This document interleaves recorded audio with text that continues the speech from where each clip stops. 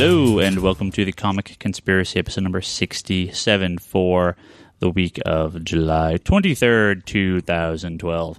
My name's Ryan Higgins. Who am I joined with? Brock Sager. Who am I joined by this week? Brock Sager. Thank you. And Omar. Where the rest of the sausages at? Dude, I don't know. I think they have like family stuff and real life to worry about and all that crap. So we go from like 9 people on last week's podcast to like 3 on this one. So it all averages out, right? It feels kind of relaxing. Yeah. Take a little nap and I'm snuggle. sure next week Toby and Charlie Really? Snuggle.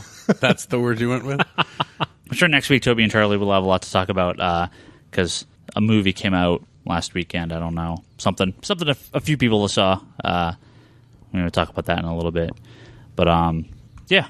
What are we talking about? Talk about some comic book stuff this week. Well, I hope everyone enjoyed our little guest intro person last week. Oh, yeah, I should mention that first. Lane, after we finished recording last week, was like, hey, I wanted to give this to you guys. Listen to this.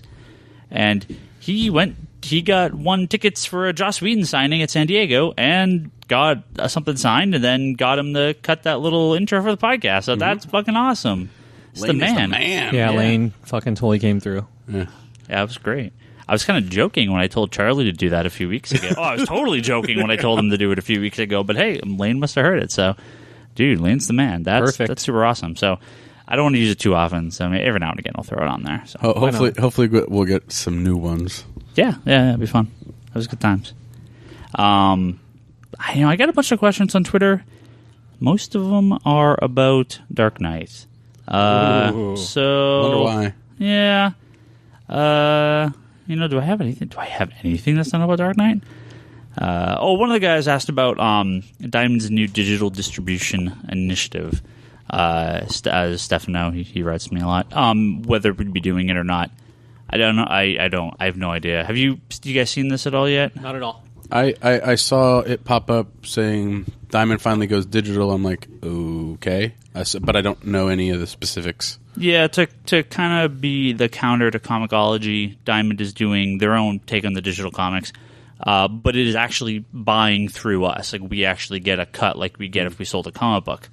The only problem, though, is it's like I don't think Marvel, DC, Image, or Dark Horse are part of it. I hate to say what's the point, but kind of what's the point. Uh-huh. Image might be. I should actually take that back. It's like, okay, this is cool, but without Marvel and DC, it's like, well, it's not you're not going to sell enough to make it worthwhile. And it's something we can sell through the site, but we can also do it through the store. You can come in and like buy it when you're in the store. I think there's like an upgrade, so if you buy like the physical copy, you can get like the upgrade version. That's like an extra 99 cents or something like that, and they'll give you the code to download it, which seems cool. But does that work with Mobi, or do you have to go like online and input? No, we have to like go online and input a thing, and so it seems okay. But I just don't know that I'd. It's kind of like iTunes. It's like, really, you're kind of too late. Anyone competing against iTunes, it's a real massive uphill battle to fight. So I don't know if it's worth it, but I'll look into it. I'll check into it and see if it's worth it. I mean, if they have exclusive stuff and it doesn't cost me anything, I mean, sure, I guess, but I just don't know if anyone will use it. Yeah, I don't know. What else should we talk about? I got 2 things to talk about before Batman, but this is going to be mostly a Dark Knight podcast. But without Toby and Charlie, it sucks to not have them here too, but that's fine. I think we got plenty to say. Just more mic time for us, Brock. What? Well, there's 2. Can we get the sad news out of the way? We're going to talk about Grant Morrison, and Batman today, so that's going to be... Can we talk about your sad news Sounds first? like an awesome podcast to me, buddy. Whereas we almost had the whole Marvel podcast a couple weeks ago, I think this is going to be the whole DC podcast, because I got nothing else to talk about. Sweet! Well, what is both good and bad news? Grant Morrison, and I totally didn't see this article until someone mentioned it on Twitter.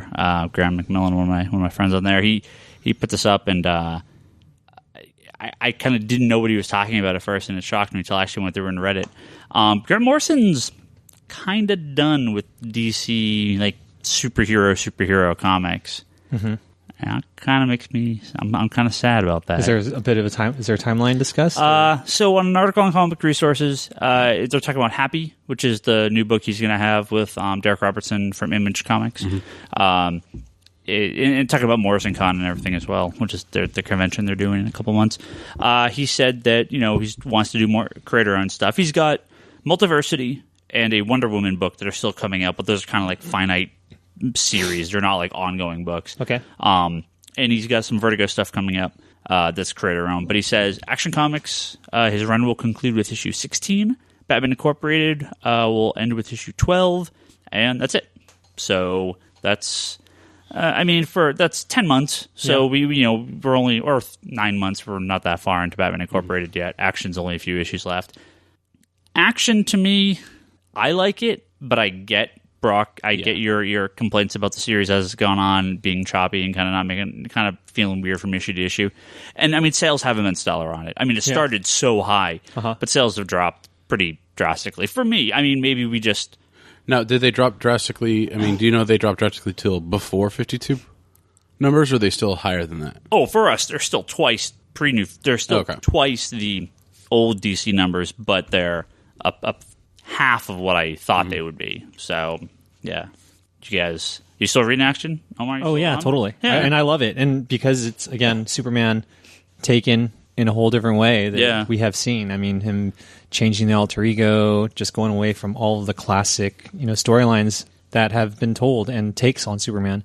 And also Clark Kent, seeing him coming out as a fireman. That's pretty cool and awesome. Do you think the fill-in issues have sort of hurt the story? Like the flow of it? Because it all works as a story. But you are kind of going back and forth and back and forth and back and forth. Sure. I think diehard fans of Morrison love it. I think that people that know about Morrison maybe haven't been exposed to him too much and are more on it because of maybe the artist or because of Superman title. Yeah. I could see how they would maybe be a bit turned off because it is not like, again, it's not the standard Superman story. Yeah. Which was weird because when Perez was doing Superman, when 52 first came out, like a lot of people didn't like Perez's stuff, but they were liking Morrison stuff. But now it's kind of, Perez is off, but now it's kind of people are going more towards the Superman title than Action because those are kind of dealing with Superman stories, whereas Morrison's is giving us this new kind of, like you said, this new background, this new kind of, it's a different Clark Kent, it's a different Superman, which I don't mind. But yeah, it's one of those things where I think a lot of people have difficulty within a single issue jumping time without knowing where you are in that time. So it's, I think in the way Morrison writes, I hate to say it, but it's more for graphic novel. Like I love his stuff in graphic novel. Like I have a good chunk of his books. I read them. It's great. But when you get those 22 pages, 24 pages? Yeah. It's really kind of 20 pages. It's just too little to grasp like a lot of what you need to get. So. Yeah, I think sometimes Ellis, who's another writer that's like that. There's quite a few of them. You gotta their level of storytelling. You got to be more immersed in it. Beyond just a standard 23 monthly page. Yeah. Well, I think with Action specifically, well, I should say Action with Superman specifically as a character.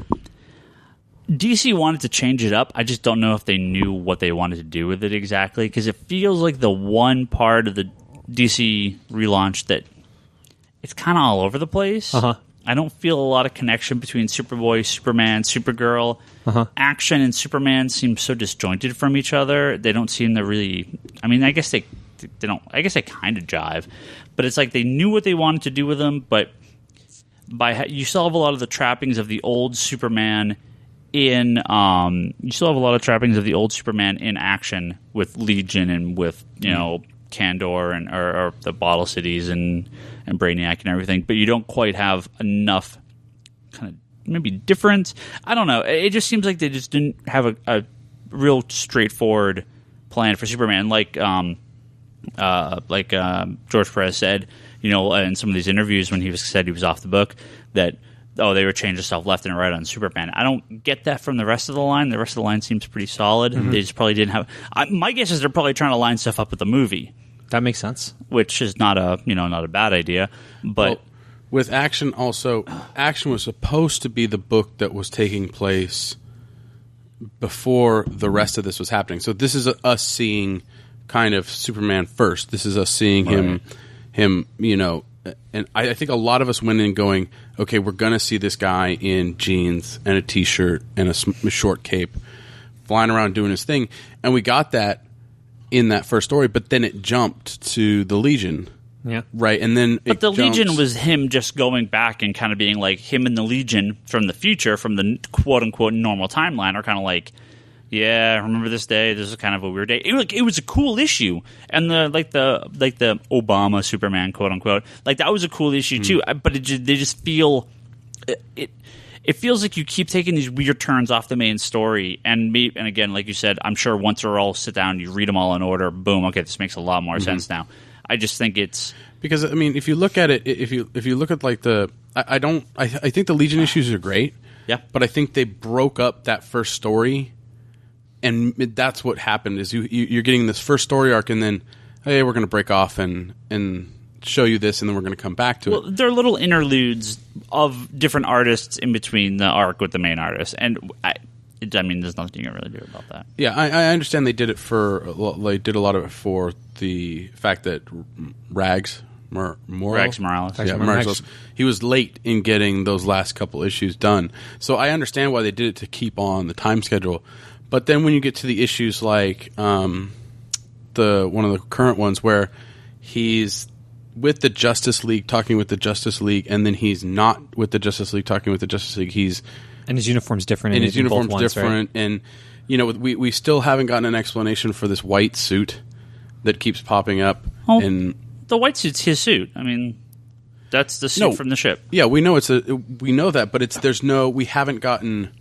We're supposed to kind of be getting the rejiggering, but with Superman, like you said, we didn't get eye roll. See, but again, this is the thing, right? Grant Morrison, unlike Nolan in some ways, especially in this film that we're going to be talking about eventually, Morrison doesn't necessarily spell everything out. He leaves things a little bit more open. Whereas Nolan was like, "Oh yeah, Bane, League of Assassins, watch out, be careful." You know, Alfred like explaining everything that is obviously so. I don't know. Anyways, You're jumping ahead. I'm sorry, but that was Omar from the future. He's back. Omar from the present time. Stop hanging with the Legion. And well, no, but I mean the thing with the white suit. Am I totally misremembering? I mean, he gets it's on Brainiac's ship. He gets it. It's like the you know his. It's on Brainiac's ship, but we keep jumping back and forth, and we don't really get an explanation that's his costume. But we don't really get an explanation for the suit. Like I know they're going to explain it soon. It's not going to be explained. It's just from Krypton. It's just one of their right. No. I mean, that's what I assumed. There wasn't a clear cut. This suit is from Krypton. Please put on, and it will turn a different color. Yeah, there was no given explanation for it. It's there. Maybe I just assumed. So don't assume. You know what that means. I do. What I do like about how Superman is being told, only because I'm not the biggest Superman fan, like I am of say Flash, Green Lantern, and Wonder Woman. I think Superman's a pretty good ancillary character on the Justice League, and I know he's not intended to be by Johns, but he definitely feels that way. Well, Johns is going to use Barry, Wally, Hal. Barry, Hal, probably Batman. I mean, those are going to be the characters. So. For sure. It seems like they don't want to make Superman the center of the DC universe. They don't want to make him the all-powerful god that he was prior. And that's probably a smart idea. Certainly. Humanize him a little bit. Again, you've seen the depowering of him back in Crisis on Infinite Earths, after that when John Byrne reboot him. Yeah. And we're kind of seeing that again. And I got no problem with that as long as it works out. And again, people have to remember this. We're still less than a year into this. Mm-hmm. Dude, when Crisis came out, I mean, I wasn't reading comics at the time, but everything I've ever heard and going back and reading those books made no sense for years. 4 or 5 years of things where they weren't lined up properly. We're pretty well lined up in these books. Sure. I mean, most stuff has been explained. And the Zero issues will probably fill in everything, or the main questions we have. I'm assuming that's the point of the Zero issues. Yeah. Well, and it's also one of those things where I think that like Batman and Green Lantern, those families of books tend to have a little bit more like solid footing because a little bit of everything carried over with them. Whereas Superman, Totally new. I mean, the question still is he American citizen or not in this? I don't think so. But one thing, let's talk, since we're still talking about Grant Morrison, let's be honest here. DC has given the reins of The Dark Knight and Batman over to Scott Snyder. That is just straight up, like, they're putting him as the ad. They how they were running their ads before Comic-Con. Yeah. Hey, it's Scott Snyder even before Jeff Johns. I was like, whoa, wow, that's pretty powerful statement there. Well, it's the biggest selling book. Yeah. So there you go. Yeah. And Batman Incorporated, again, still feels disconnected from the rest of the Batman books. They've mentioned Batman Incorporated in the Batman titles, but because this was probably all plotted pre-New 52, it feels pre-New 52 as well. Yeah. So maybe that'll kind of change as it goes on. But I really love the last issue of Batman Incorporated with the kind of history of Talia. Yeah, Talia is incredible. Which, I thought that issue was great. I didn't really like the first issue of Batman Incorporated. I hope that just doesn't hamstring DC a little bit into kind of, forcing some bits. If they wanted to change Ra's or if they wanted to change Talia, they kind of can't now. So, I don't know. Who knows? We'll see. Yeah. But Morrison, we'll miss you, buddy. You're my man. Come back to mainstream DC soon. You'll still be doing Happy. He's going to be doing Happy. He's going to be doing a bunch of stuff. Multiversity is still coming out eventually. Jesus Christ. What is that, by the way? It is an 8-issue miniseries exploring. This is supposed to come out after Final Crisis. Keep in mind, right? This is supposed to follow Final Crisis. It's an 8-issue miniseries about the 8 of the random multiverse worlds. Oh wow! One of them being the Charlton in a very Watchmen style. Mm-hmm. I'm not sure what the others are. I know that's the big one. So I'm sure we're not going to see that. He says it's done. It's almost done. It's gonna come every year. It's coming next. Pretty sure every year it's coming next summer. There was a book that came out. What was it? DC Legacy. Sounds to me a lot like what we're talking about here. Yeah. Well, every year he says next summer. Next summer. So yeah, next summer, Omar. Next summer. Yeah. So he also says that a lot of his reasoning he in Super Gods, which is the book you wrote kind of about Superman and just superheroes in general. A lot of the stuff quarter of the way through that thing. Beast. A lot of the stuff he wanted to say kind of came out in that. So I got to actually read that one of these days. I love me some Grant Morrison. Oh yeah, Invisibles, baby. Oh, that omnibus is coming soon. That's gonna kill someone with that thing, dude. Between the Infinite Crisis omnibus, the 52 omnibus, and the Invisible omnibus. Oh, my poor bookshelf. Oh, my God. What bookshelf? You're going to have to get like a mantle just to hold those things. Jeez, what am I going to do? And I know how it is to be a Marvel fan with all those omnibuses. Oof. Also, continuing the Grant Morrison news, DC Comics postpones Batman Incorporated. This just happened. Yeah. I got this 5 minutes before we started recording. They are postponing the release of Batman Incorporated number 3, which comes out tomorrow. Well, or Wednesday. Yeah. Over quote unquote content that may be perceived as insensitive. I actually, and we talked about this before recording, I don't want to talk about the shooting. I don't want to talk about the shooting. We're just not going to talk about it. You know what happened. If you don't know what happened, turn on the news. So they are they're holding back the book, or they want retailers to hold back the book for a month over content in the title. I don't know if they want us to destroy the book and they are going to send us a new one, maybe with changed content. It is unclear. I'm kind of disappointed with that. Without getting too much into the politics of it, I wish they had let us sell it. And I had made some post on Twitter that I much rather would have taken the money from that issue and donated it to the families or something. Right? Yeah, sure. No, that would make a lot of sense. I don't want to say I'm disappointed. I understand, but I kind of don't like that the terrorists kind of won feeling I get from when companies react like this. Uh-huh. But then, again, also I'm not in the situation of being someone closely related or a family member or in the situation of the community. Yeah. And so I don't know how I would react. Uh-huh. So as a guy that really likes Batman Incorporated and wants to sell comic books and make money, this disappoints me. But I get it. So for those that want it, we will have it in a month. Mm-hmm. I will August 22nd. I will honor and it's one of those things too.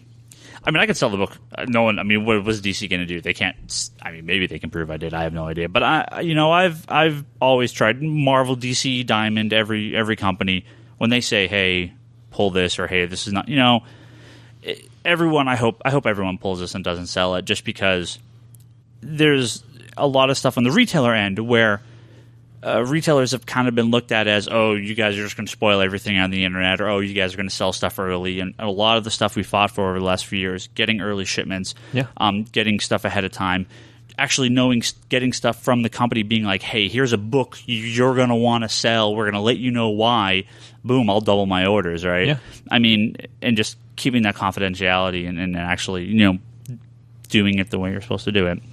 I mean, in this situation, it's unfortunate, but I get it. So if you're looking for Batman Incorporated 3, it'll be out next month. And the conspiracy theories out there are now going to say, oh, that's because the book was already running late, so now they can have a whole nother month to have all late books come, because Batman Incorporated always runs late. Now, that doesn't count as a late book.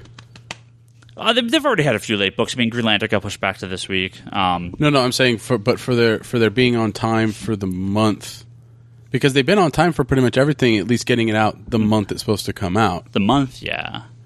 Which is fine. I mean, they're hitting that mark. I mean, we don't have issue 10 coming out of a book this month. There's only been a few late books. I mean, Green Lantern this month was pushed back. Justice League, I think, got pushed back again. So no, Justice League came out third week. No, I think next month. Ooh, I think Justice League got pushed back again. That actually is a good question. I did get another question here. I think it was from Stefano as well. He does ask, feelings on Justice League so far. It doesn't seem to be building this team like it should have by now, at least to me. And I think that Action and Justice League have suffered the most from not having started in the main timeline. Yeah. And I mean, Justice League has been really good, but they're having to kind of play catch up now. Yeah. And I think that's hurting the book. And I think it hurt Action as well. So great idea. Execution and the reality of the book wasn't perfect. But fuck, it's Jeff Johns and Jim Lee. Because we're getting the first arc is us getting the story. Okay, so here's kind of where they all came together. Well, if you think back, Justice League is the only arc. Well, Justice League and Action are the only arcs that had origins, right? Yeah. They were the only origin arcs that came out of the New 52. None of the others did, and so they they went against their rule for the New 52 with their two main relaunch titles and the two biggest creative teams of get right into the action. The origin doesn't matter. Yeah. Well, those two books go against it, and so they feel the most out of place. Yeah, because we jump to current times supposedly with Justice League. Yeah. But they're dealing with a villain that was brought up at the end. Yeah. Of the first arc. Once Trinity War hits, it won't matter because it's going to be awesome. That's coming next year. That's going to be their big crossover. That's their big JLA event. Boom. And Trinity War is going to be fantastic. So I don't know. I won't care once that happens. I'm enjoying it. Oh, I'm enjoying it. Like the enemy and everything, whatever I can really care for, Graves or whatever. It's kind of cool how they're mixing in different cultural aspects to a villain that has some connections to like Indian, like Hindu gods and whatnot. I think that's dope. Hitting it home, showing the connections that people have with certain people and everything. What I enjoy most, again, it has to be just the dialogue, the interactions between like back and forth. Yeah, Barry and Batman. Barry's like, so Batman, what's yours? In the last issue, oh, no, I'll talk about. He just walks away. I'm like, ha, got him. Like everyone's like saying what they see is their fear, or And I love that they still play up the Barry and Hal thing quite a bit. So they have to. Some traditional team ups never die. So, but again, I think it just feels those two books.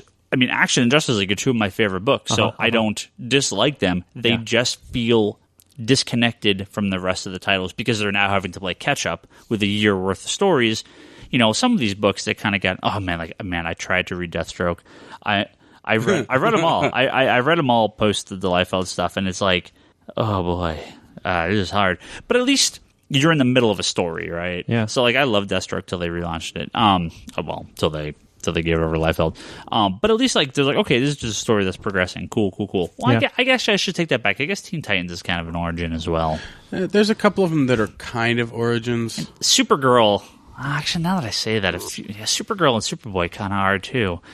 Yes, more of them are than I thought. But those are characters that are getting such dramatic shifts. Yeah, most of them aren't. Stuff even like the Suicide Squad. It's hard because Vampire. I mean, none of those are origin. Well, books. It's hard because there's such a mix of books that kind of got that new kind of push, and then those books that kind of stayed the same from the 52. It's like, I mean, all of Green Lantern is virtually unchanged. I mean, it's just it's like there was an eye blink, and we're continuing with. The story arcs. Well, minus it being Sinestro at the middle of the book and not Hal. Yeah. But then you get to books like Suicide Squad, and Suicide Squad just jumped you right in the middle of, boom, this is what Suicide Squad is. It's like it had already been around for a while. Yeah. So I mean, to me, I think it just depended on the book, and it sometimes worked for certain books and sometimes didn't work for certain books. Like with Resurrection Man, I mean, you were kind of dropped in the middle of that one, and that one didn't really seem to get readers. That's why they're canceling it. Whereas Suicide Squad dropped you in and was really, really good. Harley was the push for that. Harley Quinn. She sold that book. Well, duh. But I mean, putting her in that book sold that book. But the thing is I think it sold it and opened people up to the book. And whoever, I can't remember who writes it. Is it Glass? Adam Glass. Yeah. He's done a phenomenal job of every issue you get just a good dose of action and a good dose of story, but he keeps you coming back for more. So it's like, I can't beat that. Yeah. I can't say anything for Titans or Superboy because I don't read them. Yeah, Titans is great, minus the whole Hunger Games. Yeah. Ravagers. The Culling. The Culling. That just makes me think of Twilight or something. I don't know why. I don't know. Have you seen Twilight? I saw the really handsome picture of what's his name, sparkly vampire guy, Edward, in the movie theater. Oh, okay. You're good. Yeah, you haven't actually watched sparkly. it, unlike somebody else on this podcast. No, I've watched them all, actually. Oh, God. I have girlfriends that love that shit. And Respect meter just went... Yeah, right. Notice how we say girlfriends. Huh? Your respect meter should have gone right back up. Why? I'm just joking. Because he has girls that are friends? I have boyfriends, too. Girls that are friends.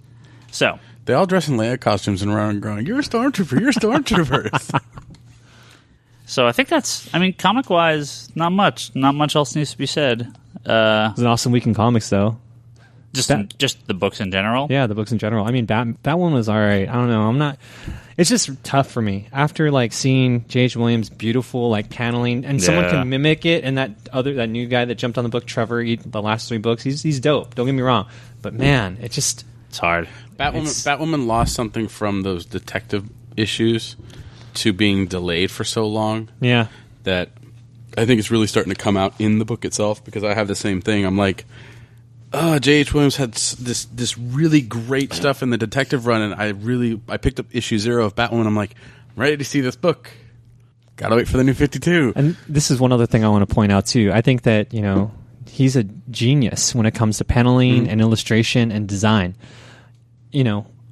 Plotting, writing, they're giving him the opportunity to do it, which I think is fantastic for him, for his growth, because obviously writers are the ones that control shit.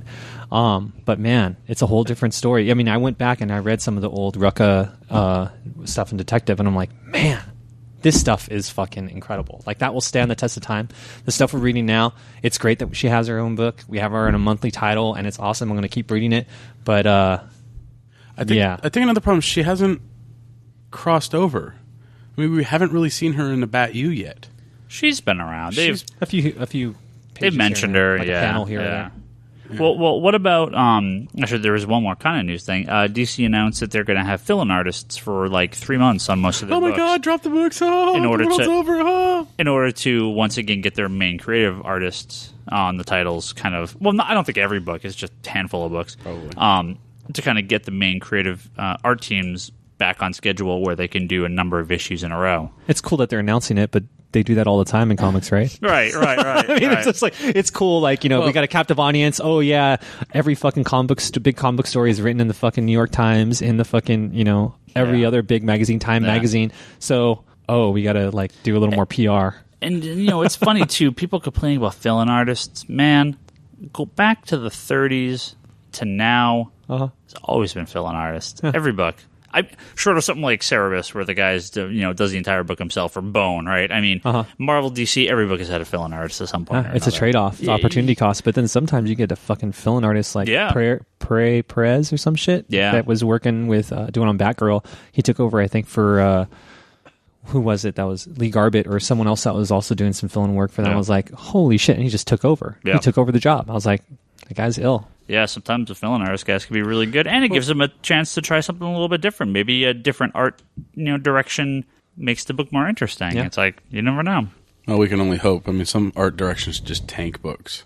That Uncanny X-Force? Oh, yeah. That artist, so I was super excited for this new Miss Marvel book, too. Oh, man, the art is the worst I've ever seen. Oh, it's not that the art's that bad. It just does not fit the book in any way, shape, or form. And apparently it's only the first 3 issues, but I'm like, why would you start with this? It does not work for me. Like a classic fill-in artist that I hated and despised was on Guardians, because you have this nice, beautiful kind of, Guardians artwork that you've gotten used to, and then they slap a 2-3 issue fill-in artist that draws cartoons. And it's like, you can't take a book and jump from 2 different extremes like that. So, I mean, we'll see. I mean, for me, it's always been kind of stick with the same art type. Yeah. Because even the fill-in artist for Justice League wasn't that bad. Not they've all been good. So it's like, as long as the art doesn't take too drastic of a jump, I think you're okay, unless you're doing something like what Amazing Spider-Man used to do with the rotating creative teams. Like, that's fine if you're going to rotate creative teams and everyone knows you're going to rotate creative teams, then it's kind of like okay, let's see what you got for me. Well, I really hope they kind of go into this, these fill-in issues with the fill-in artists as 2 or 3 issue story arcs with one artist, and then you come back with another artist for the next story, because that makes it a lot easier to swallow. So you guys want to talk some Batman? Yes. All right, we're not even going to try to avoid spoilers. So if you have all out there, right? If you have not seen The Dark Knight, go see The Dark Knight. Turn this podcast off. We'll be here. Come back and listen to what we're going to say. If you have seen The Dark Knight we're going to continue talking about Dark Knight. So this is your spoiler warning. Full spoilers. Everything's out there. You've had like 5 days to go see it. Go see this fucking movie already. Jesus, people. So Dark Knight. Well, Ryan, Dark Knight Rising. How many times did you see it? I've seen it once. Omar? I've seen it once, regular film, and then I saw it once in XD. I saw him, I guess, regular, So what is twice. XD? It's Extreme Digital. So it's a bigger screen. It's not IMAX. It's for those theaters that are, they don't have the big auditorium theater space and so there's huge sounds and everything, but it's in between. So there's digital, which is normal Yes. now, which is funny because digital used to be, crazy exceptional, but now it's the norm. This XD, which is $5 more per ticket, I think. Okay, and then there's IMAX, but not giant screen dome IMAX, just IMAX screen, which is a much larger screen. And then the surrounds, much more. Yeah, they have the IMAX sound and everything. And then there's the IMAX, it's a huge dome and everything like that. So I saw it in digital. I'd love to go see the IMAX one, but they were only playing the trilogy in IMAX.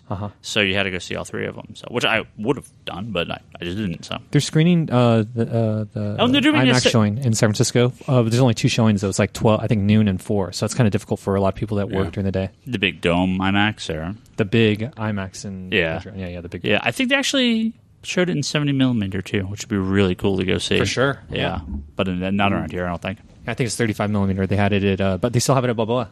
Oh, do they? Yeah, that was the theater. So we're lucky in the Bay Area. Cool to have 70. Both. Was it a 70? 35. Is it 70? 70 is like the super big screen. I thought maybe they did both. I don't know. Anyway, don't look at me. I saw it twice. Yeah, I was like, as long as I can see it, as long as I can hear it, I'm good. The one thing I got to say though, when I was watching it, I was definitely watching people come in and out of the aisles a little more. So, if anything, that's the only thing I'm going to say about that. Well, because I'm about to jump on somebody that comes out with some fun crazy ass hair. The second time I watched it, it's funny enough. My friend that I went and watched it with looks at me and he goes, "Dude, why'd you sit us right next to the emergency exit?" I'm like, "We picked these seats."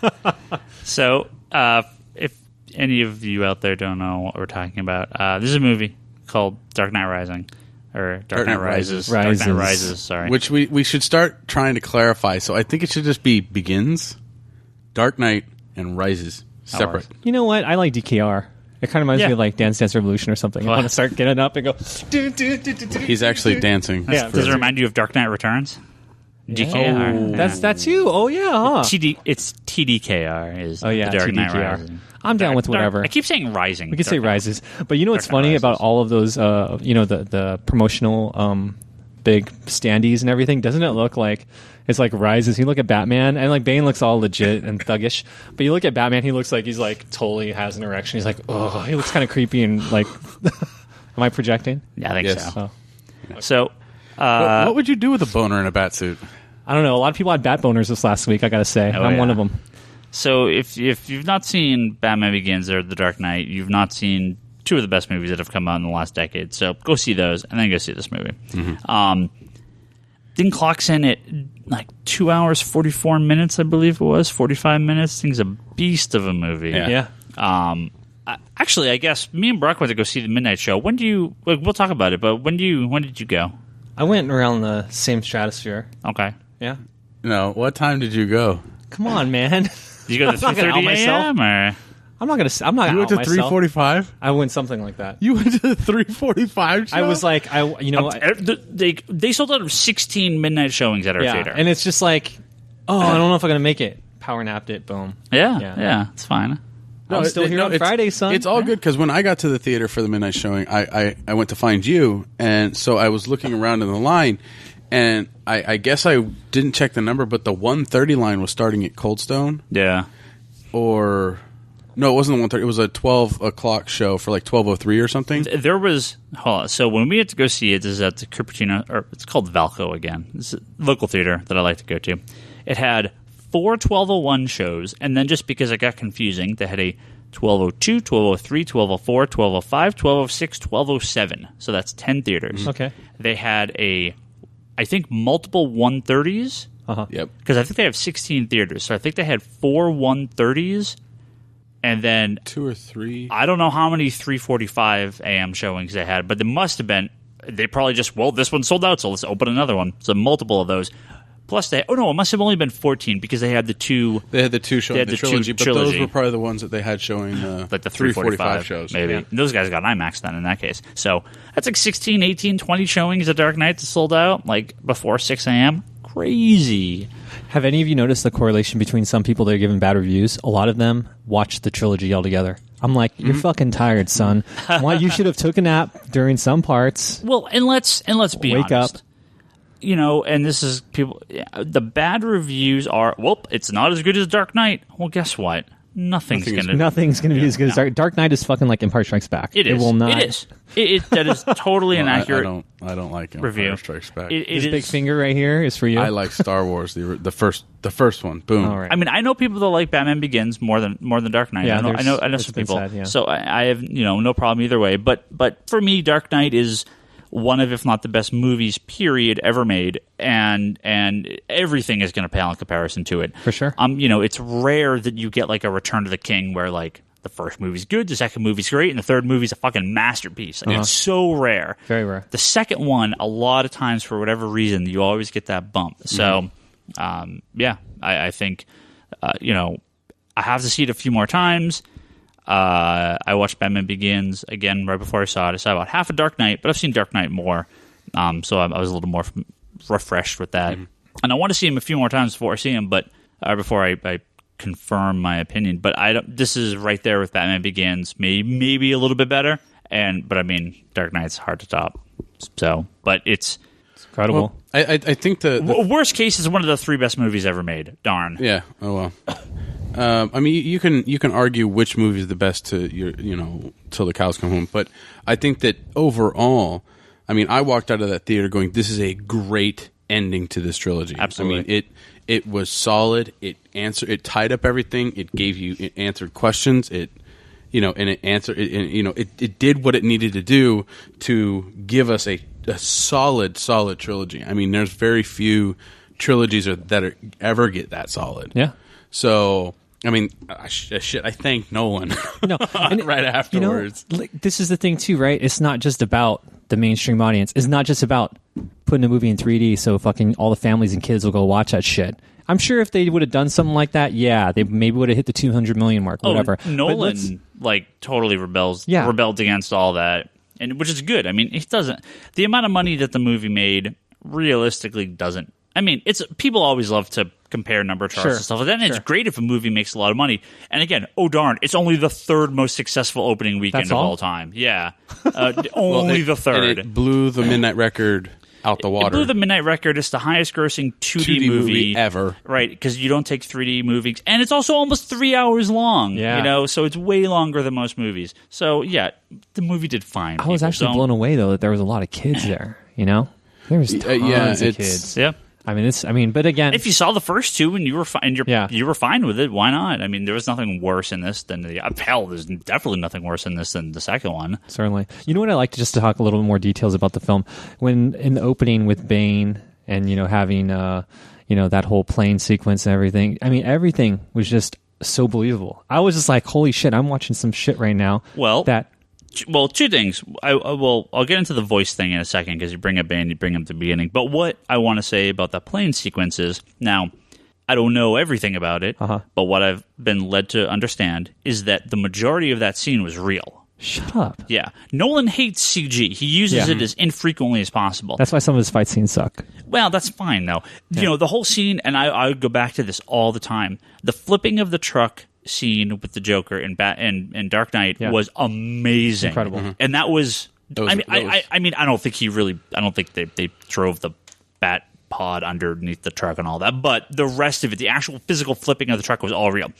What I understand that scene with the plane at the very beginning, where the one big plane comes and grabs the other plane. People were telling me that they think the wings were digital, but the actual plane itself, and that was all real. So they got the plane up there. It was all wired and harnessed together. There was no one in the plane during that shot. But the shot where they're hanging on the wire and the plane drops, supposed to be real, and that's why it looks so fucking good. People can tell. I mean, I love CG. I love a bunch of crazy Transformers and Avengers running around. But when you can do it real, this is why it looks so good, because you can tell it looked really impressive. That scene was. It kind of made my heart race. I was already sweating under my armpits. It was an intense scene. But so, man, Bane talking. Let's just get this out of the way right now. Okay? I'm a fan. For me. I'm an '80s kid. Reminded me of Vader. I'm just gonna go there. Reminded me of Vader. When he opened his mouth, I initially sat up shocked and just pulled back and recoiled in my seat. Yeah. And I kind of look around, and no one was reacting. And I was kind of like, really? Just me, huh? I'm like, all right, the voice is a little weird. It's totally disconnected from his head. It's totally Vader style, where it does not sound like it's physically coming out of his body. Yeah. But I'm like, all right, let me ride with this. Let me get used to it. The accent, maybe I thought was a little on the goofy side, but by the time we were 2 or 3 scenes in with him, I was fine with it. So, but my initial reaction was I did not like the voice.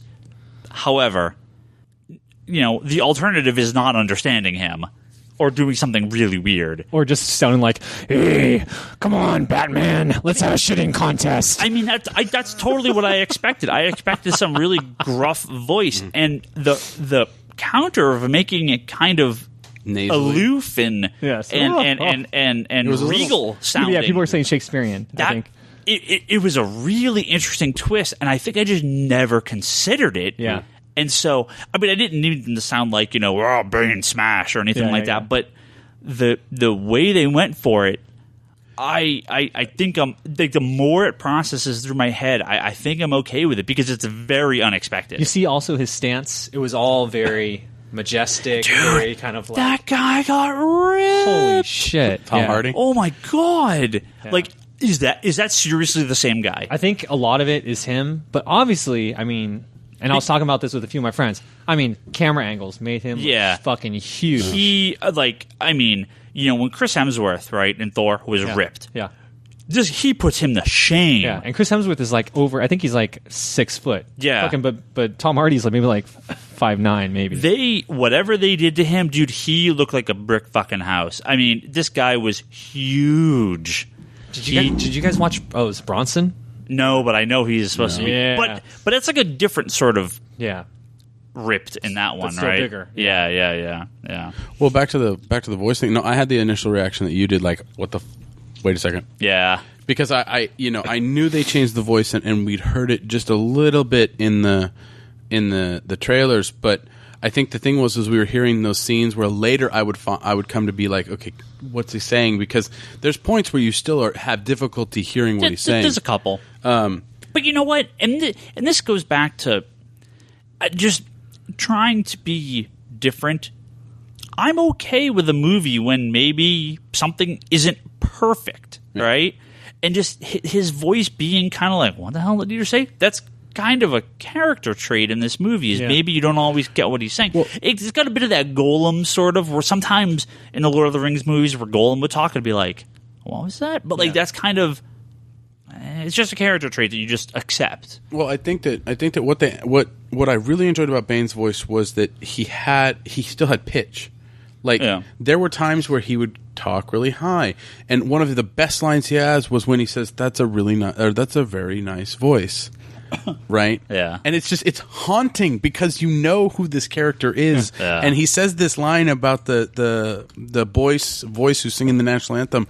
And he's like, that's a nice voice. And you just get these shivers because you're like, oh. Well, it also, I guess it also does counter the, Bane's just a big dumb brute sort of problem that most people would have with Bane when he's not. He was so fucking calculating. Actually, I think the crazy thing about it was Bruce Wayne was like an idiot of this fucking film.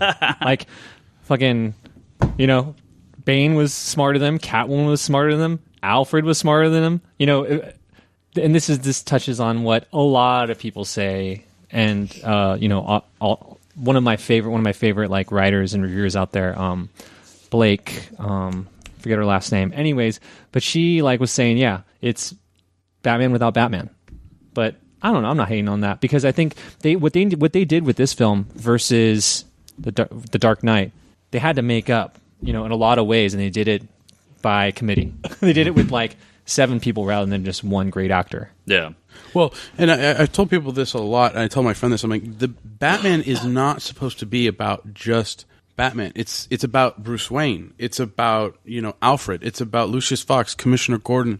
It's about Dick. I mean, the comic book is about so much more than just Batman. It's about these people that are directly connected to him. Well, we've had 2 extremely solo Batman movies, right? Yeah. Mm-hmm. So kind of opening this movie up a little bit, you get the Catwoman team up. Let's just go ahead and spoil it. You get Robin, right? Yeah. Which we'll go into that. Don't even talk about that yet. That's not a bad thing. We'll just put that off right now. You get kind of him teaming up with the Gotham police, whereas prior, especially at the end of the movie, in the beginning of this one, they were against him, right? Yep. So you sort of get them where he's back on his side. So this is very much the Batman needing the rest of his friends to help him out movie, where the first 2 were so clearly Batman segregating himself from everyone else, especially the first one. So it's opening up that Batman universe as opposed to just a Batman movie. You look at it as an Elseworld, you look at it as a standalone thing. I mean, Batman hasn't been around for very long. He only did a couple things, right? I mean, they really didn't have, he wasn't in this universe for very long, but they give you instead of Batman just forever being 35 years old and going on, we're going to age him. We're going to have him pass the mantle. We're going to do all this stuff with it. So, well, I really love the scene where he straps on that apparatus to help straighten his leg out. He goes, and Alfred goes, that looks like it hurts. Do you want to try it? I thought I was like, because I think that's the thing is what people didn't realize is if you watch all these films, and I really want to watch them all together, is that in the first film, you're going to watch it and you're going to be like, why is he talking funny when he's Batman? And then the second movie, that even evolves and you're like, oh, okay. And then in this film, he kind of hit it. I had no problems with how he talked in Mask.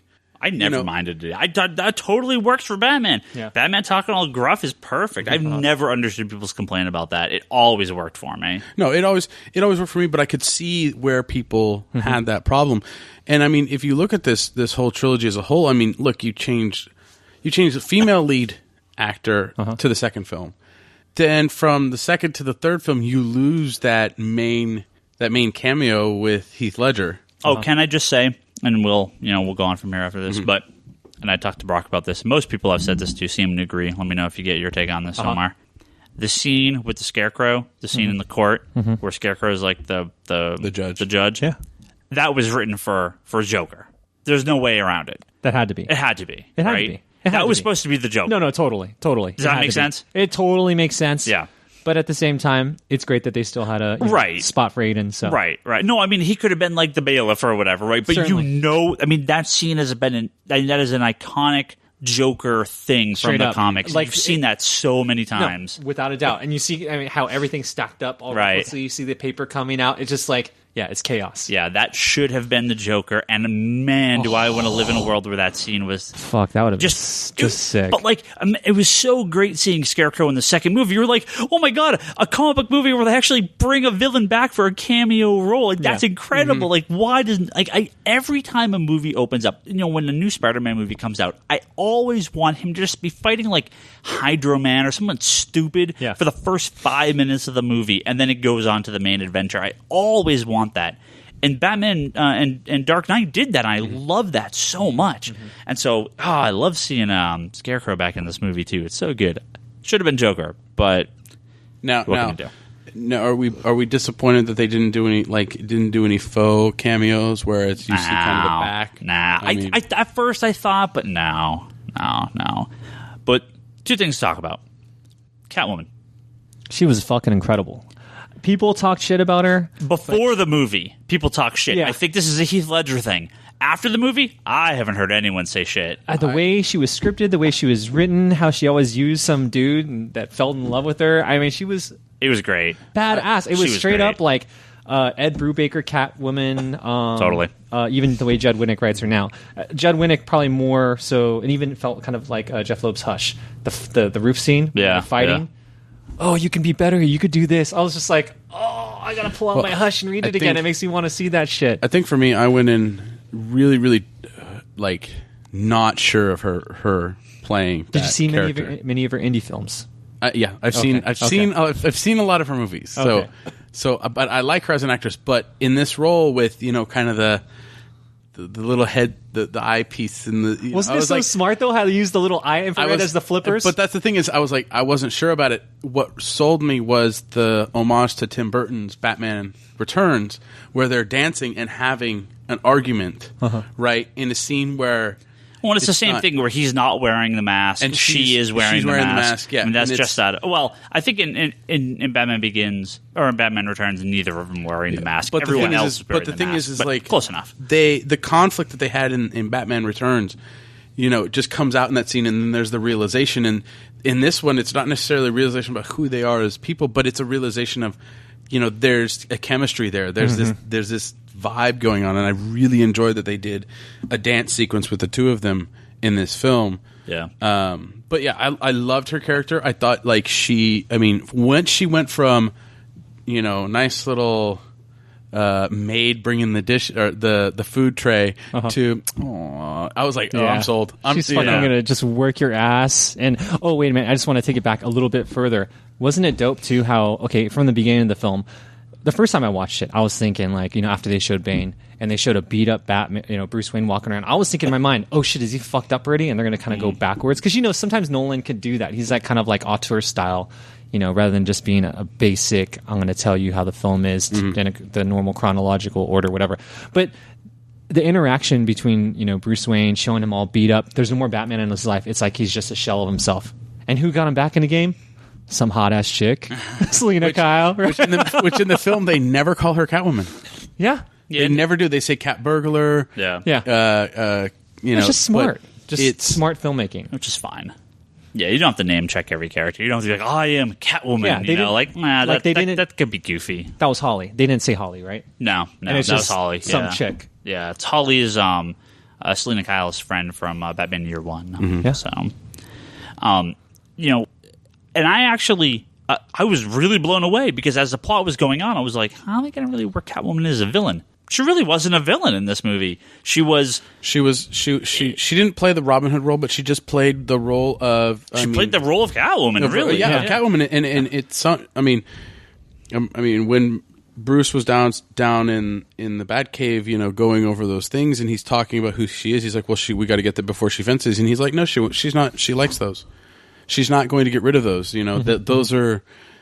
She keeps those around. It's the other things that are going to get her in trouble. And that's what we saw. I mean, we saw her get in trouble with the Bruce Wayne's fingerprints. Oh, wait, time out. We got to bring this up. The Adam Hughes little reference. Oh, yeah. Holy fuck, was that incredible? Were you like, oh. That's great. Which one? The part where she's got one of the newspapers, I think it was, or one of the clippings. It totally her had mugshot. The cover. The mugshot. Okay, the mugshot. That's from the Will Pfeiffer, Adam Hughes. That's one of the Will Pfeiffer covers, if I'm not mistaken, from the Adam Hughes. Well, Adam Hughes' cover of the Will Pfeiffer. Yeah, it's run. It's the later run of Volume 2. Yeah, right? Yeah. No, I got that. Now here's the question.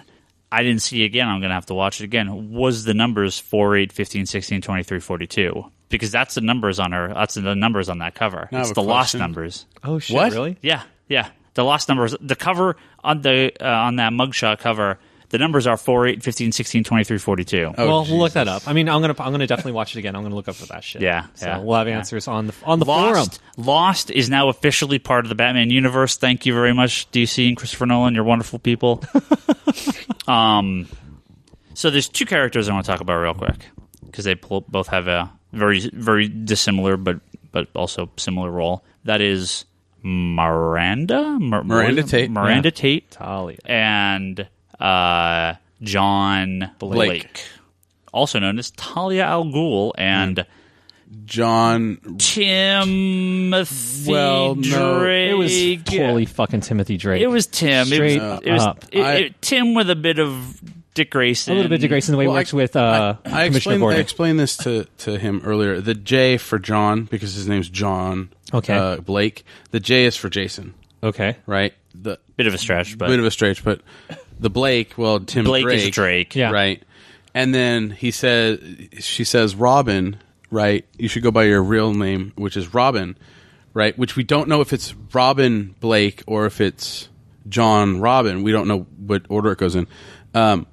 But the funny thing is one of the biggest problems I had with his character was when he goes to Wayne Manor and he says, "I know who you are," right? That's Tim Drake. Well, no, hold on. To me, it's more Dick Grayson because Dick Grayson is the better. Isn't he the better detective? No, Tim Drake is Tim Drake. Tim Drake is the better one? detective. Okay. The better fucking just because select. It's the cop. Then the cop aspect. Is Dick. Okay. The cop aspect, and plus he's Dick Grayson.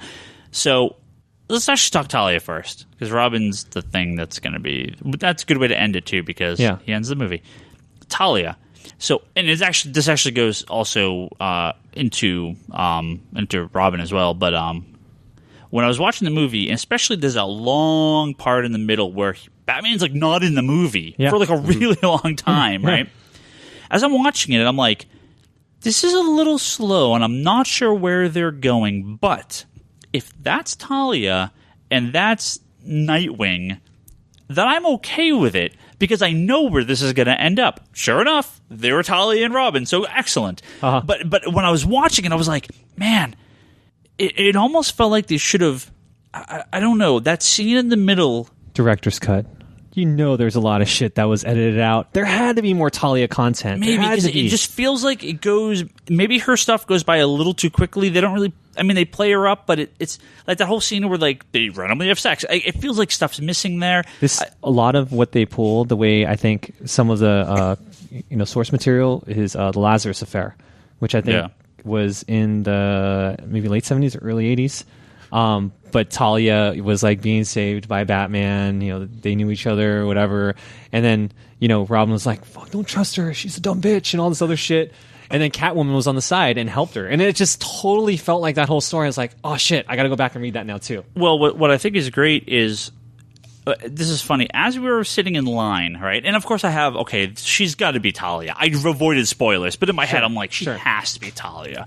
I was looking through my email, and suddenly the two copies I had, one of Son of the Demon and one Birth of the Demon, the original hardcover still sealed, sold on Amazon to someone on the East Coast. This is shortly before the movie came on. This is as we were getting ready, and I'm like, holy shit, someone saw the movie already. It's Talia. Damien's going to be in the movie. They have a kid. They just bought the I was hoping that was kind of Damien, but I was like, no, he's way too good to be when Damien. they had sex, I was like, holy shit, she's totally going to give birth and we're going to have Damien at the end of this movie. I mean, they didn't, but that's totally what I was thinking till the very end. Did you like the twist?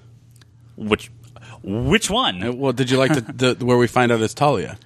Yeah, I mean, that was fine. And that whole thing of, oh, wait, that's a girl. Okay, that's fine. They seem very, like they could have been male or female. Well, that's what I was looking out for this the second time watching. The second time, I was looking out for who was saying it was Bane. Every time it was him, it was him. Right. And he was going in and out of consciousness. So it wasn't the people in jail saying, oh, yeah. Well, and the thing is it works because the guy that's taking care of Bruce when he's in the pit is like, Bane wouldn't want this story told. Yeah. And it is true. Bane wouldn't want this story told, but it's not Bane's story. Right. It's Talia's story. Exactly. Right. Exactly. But tying it in like that, like they did, bringing Ra's al Ghul back. Yeah. You know, saying... I actually had a conversation with one of my customers about this, and I totally agreed, and I wish they had done this. Ra's, just like in the first movie, steps out of the shadows. He's talking to him in the jail, all right, talking to him when he's trying to recover. They should have just had him step back into the shadows and disappear. They shouldn't have had him, like, fade out. Because that would have been like, is he real? Is he not? Is it a dream? That would have been definitely more connected with... And, because when people say, oh, well, Talia died, well, she's Al Ghul. She doesn't die, right? Exactly. And is Ra's dead? I mean, it may be in this universe, sure, but traditionally, no. Yeah. So I wish they had changed that, because was he really there? Was he not? It's up to you to decide. Well, I watching it the second time, because the first time I was a little about it, but watching it the second time and kind of, I mean, because at that point in time, you're just so amped watching it the first time that when you go to watch it a second time and kind of have a clearer head watching it, I thought it was fine that he kind of disappeared, like it was, because that was the whole thing of it was an allusion to Bruce, and instead of it backing into the shadows like it's something real, Ra's is gone. It's the only thing that's coming out is what, and that's the thing, and that's what works with the Bane story stuff they're saying in there, is that Bruce is always the one saying it's Bane. Bruce is always the one saying it's Bane. Yeah. When you see him just fade out, I mean, it was a weird fade out. I will give it that. Such smart fucking filmmaking. Thank you, Nolan. Well, the thing is I think the respect given needs to be that he took a basic story, right? Separated lovers, right? And made it fit. And then when they're saying, well, you're a hired thug, why so much devotion? And that was the thing is the reason why there was so much devotion is that, I mean, Bane was devoted to Talia in a sense, right? There's just that undying love or whatever you want to call it for each other. He was protecting her. Yeah, he was the protector and stuff. So, there's that connection there. And then just everybody else, you kind of see that, well, where, how do these guys become so passionate? And it's because of, that's the type of leadership that they're having with these people that are working for them. What's go ahead. Oh, no, I gotta say with Bane, we should talk a little bit more about Bane, because the whole thing how when Alfred and Bruce were talking about Bane and saying like, oh yeah, he's just hired, that totally underestimated him, right? And he got destroyed. He got destroyed. Oh, that scene! Did you scream? Did you say yes when he broke his back? Just totally like, and the way they did it. Well, and you know what's funny about that scene too? They didn't like glorify it. No, they really just like dropped him, and that was it. Like they didn't. Oh, slow-mo. They didn't do anything weird with it. It was very kind of like, I think that's what I really respect Nolan for, is we don't get the slow-mo in his films. We just get what's going live on. action. And it's real. It's realistic. Like, even the bat. Oh, that thing is amazing. Right. I'm sitting there going, how in the hell? Like, seeing the trailers, I'm like, okay, that's the Batwing. I don't know if I'm going to believe this thing. Yeah. But the second I saw that it was somewhat semblance of this could actually be something. It's real. I mean, they didn't really fly around, but it was not CG. Not CG, no. Except for one or two parts where it flies off in the air. But no, not CG. They really built this fucking thing. It's incredible. Like, I want them to put tumblers on the market. I want to drive one around. I'm sure you do. Oh, Jesus. I'm sure you do. Pull up and take up 2 fucking parking spots. The fight scene between Batman and Bane, again, too. Like how he just kept going on, and he was talking almost with this metaphor and just like totally schooling them both. not just destroying him physically, but also destroying him, intellectually, mentally. Yeah. Oh, the theatrics. Oh, it's just like totally breaking him down. Oh man, I was just like, that scene alone is just like worth going into the theater just to watch that again. Well, I mean, it's such a powerful scene anyway because he's betrayed by Catwoman going into that scene. Yeah. And then he's broken by Bane in that scene. And I mean, it's he sees what's going to happen before he blacks out, right? Yeah. And I mean, that's just what we need. And then it's like when he wakes up, he's like, "Why don't you just kill me?" And then when he explains it to him, you're just like, you know exactly what's coming, but you want to watch. Can you imagine being in jail where you just see daylight and it hits on you every day and you can't get out? Well, let's talk. Since we're running out of time here, let's talk John Blake. Let's talk the ending. Yes. John Blake. Totally cool with it. Totally cool with him being Robin. Totally cool if he's a combination of all of them. Yep. Totally cool if he's a totally original character. Totally whatever else I'm going to say. Not original. I guess Batman and John Blake have interacted. There was a comic book back in the 30s, 40s. Where he actually interacted with a kid that was named John Blake. Okay, sure. Yeah, right. No. That's cool. That's great. Yeah. Wait, you were homework librarian? Oh, I didn't do it. It was done online. Oh, okay. Shit. No, I think really smart for the younger audiences too, because the women love JGL. Like that guy, I saw him around Comic-Con. He was fucking walking around without bodyguards. He was just filming, and then a bunch of girls saw him, and then there was a whole flock. And he was just laughing. Oh, I love you too. I love you too. Like to have a connection back to younger audiences, sure. And a whole different group that would probably not even go out and see Dark Knight just because it's this heartthrob, this younger heartthrob. His acting was really incredible too. Yeah. He totally him. I mean, I really think that he stole the show, along with of course what's his name, Bane, Tom Hardy. Yeah. I was a little sad that there wasn't. I really felt like there should have been a little bit more. Marion Cotillard. She's incredible. Yeah. I know she just popped out a baby, and I appreciate it. Because I love some of those sex scenes, little pseudo sex scenes. See that she's lactating a little bit still, but hey now. No, I think the character's cool, and it was good to see. Again, like I said, as I was watching it, I'm like, man, if he's not Nightwing, it's like, what's the point? Like, this is a weird, ancillary character thrown here, but at the end, it was fine. Now, when he said, "Oh, I should go, Bo, by my birth name," and I was like, he's gonna say Richard, gonna say Richard, gonna say Richard, gonna say Richard, gonna say Grayson, gonna say Dick, gonna say something, and he's like Robin, and I'm like, that works too. That was smart. Like, and again, if you said Richard, if you said Dick, if you said Grayson, if you said Tim, 80% of the audience would be like, who? Like inside joke. Right. But saying Robin really, ties it all together. And again, he is an amalgam of all of them, or he is a completely new character, or he's nothing. Like, you can look at it from whatever perspective you want. You can make J's for, you can make a bunch of weird jumps if you want. Would I have loved to have said, "Oh, my name's Dick," right? Oh, of course. I would have.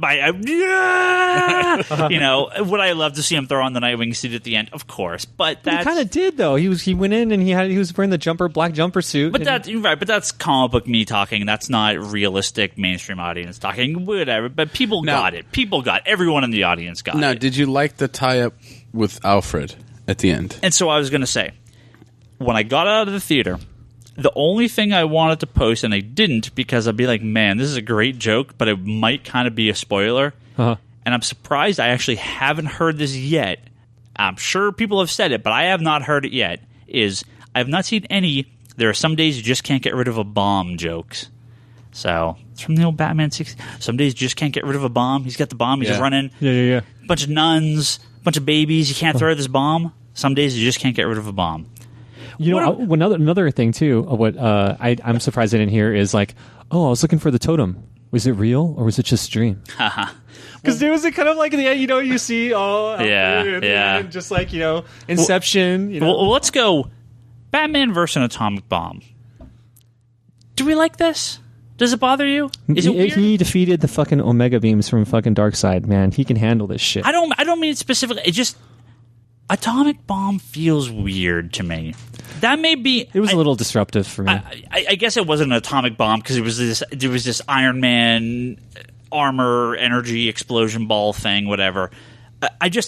it it seemed like too big for this movie. Does that make sense?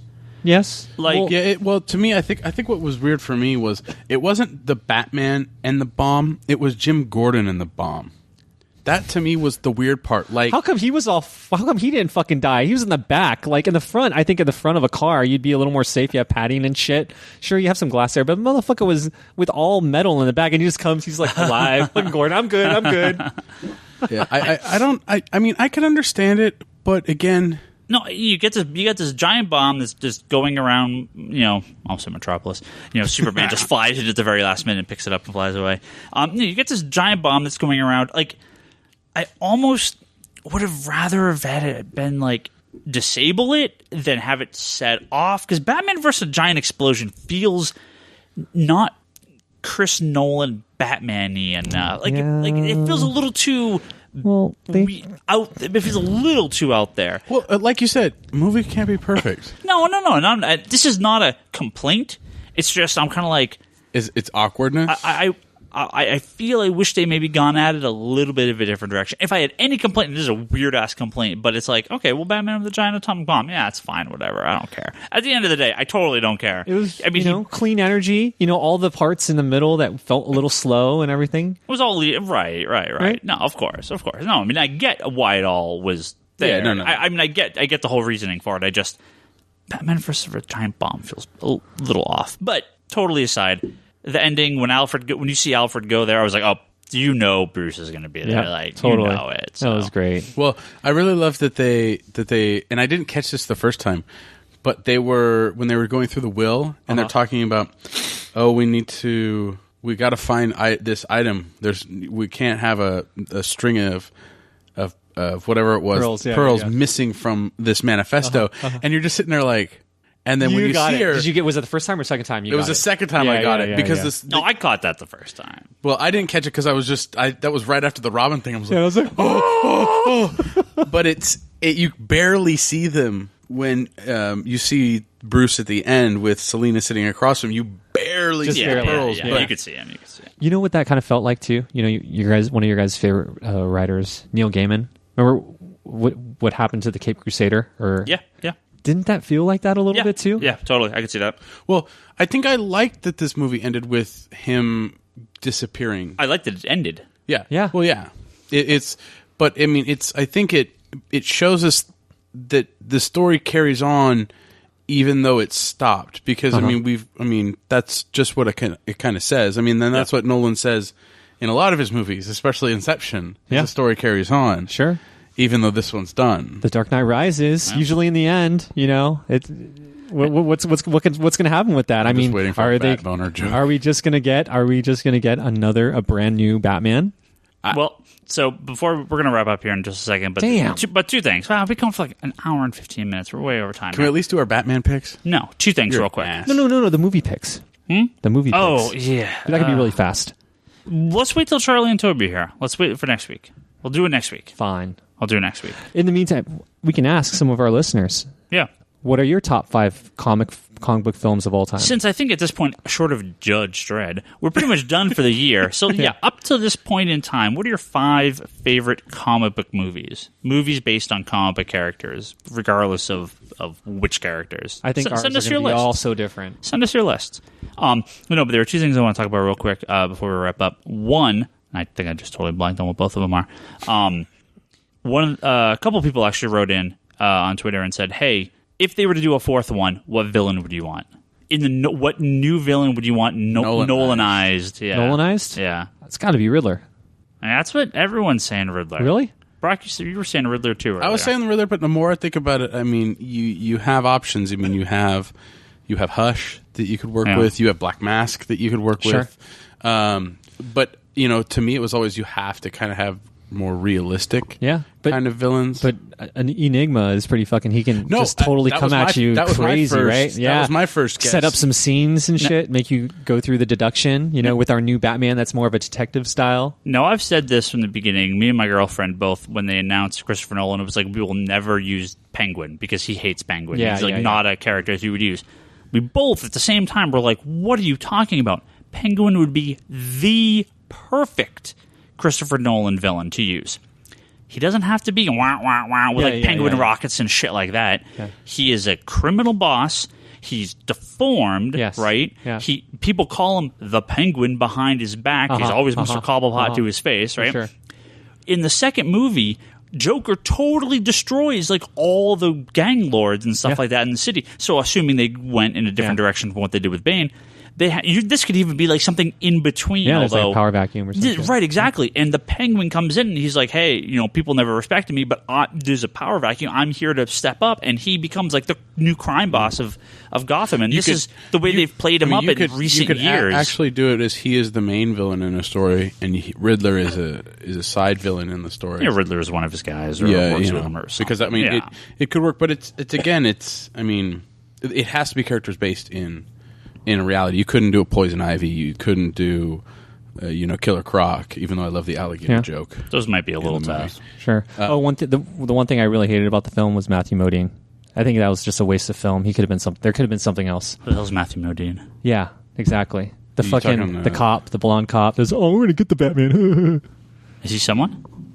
Yeah, he's like an old '80s like kind of star. He's like semi pseudo star. Huh. Yeah. I didn't notice. Really? Yeah. But he's been weird, like little cameos in the other movies too. So, like, has he? No, not him. Other actors. Other actors, just like the guy that was at the other side of the bridge.